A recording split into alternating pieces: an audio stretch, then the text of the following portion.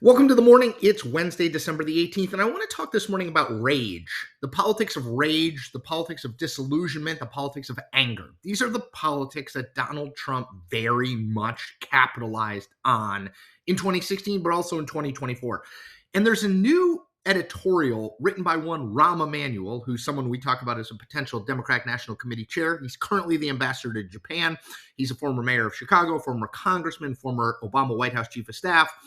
He wrote an op-ed in the Washington Post that ran today in which he sort of outlines what Democrats did wrong and how they can fix it. So I want to just read a little something from the top of the op-ed. I'll link to it below, but I just want you to hear this. This is how it starts.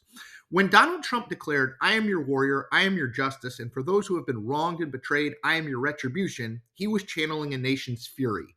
The online cheerleading for the killer of a healthcare insurance CEO in New York City is just more evidence of this seething populist anger.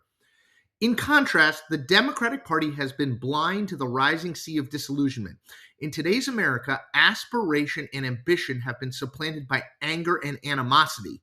Talk about missing the moment. So I want to talk more about that, but I want to note Rahm mentions in there the online cheerleading for the guy, Luigi Mangione, who killed or allegedly killed the CEO of United Healthcare. There's a poll from Emerson College out today. The numbers are striking. The question that they asked was, do you think the actions of the killer of the United Healthcare CEO are acceptable or unacceptable? Okay, ready for this? Among 18 to 29-year-olds, 41% either completely or somewhat acceptable, 40% either completely or somewhat unacceptable. It's the 44 in 10 more young people said it was acceptable than unacceptable. That's the age group. It's the only age group where that's the case. But I do think that is remarkable, a remarkable finding. What Rahm, I think, is calling for is that Democrats need to meet the moment.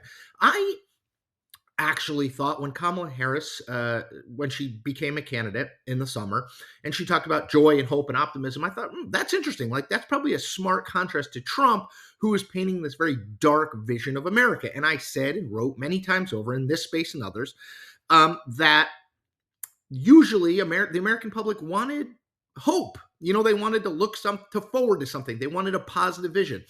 That really wasn't the case in this election. I think people are angry. They are filled with rage and resentment and disillusion. And Trump kind of met that moment and Democrats didn't. So I think Rahm's diagnosis of the situation is correct. Now, I don't know if he's going to run for DNC chair. I don't know if he's going to be elected DNC chair, but I do think we're in a moment where politicians and their parties have to recognize that people feel lost, disillusioned, upset, confused, angry, and yes, filled with rage at corporations, at big media companies. I'm not a big media company. I'm not sure I pointed to myself. At elites in general, academic institutions, any big institution, there's real distrust and anger. And I think Democrats have to figure out how they can channel and meet that moment in a way that Trump did successfully. Call it the politics of rage, call it the politics of disillusionment, call it whatever you want, but I think it is the dominant politics in the country right now, and Democrats need to figure out a way to meet that moment. All right, everybody, take care of yourselves.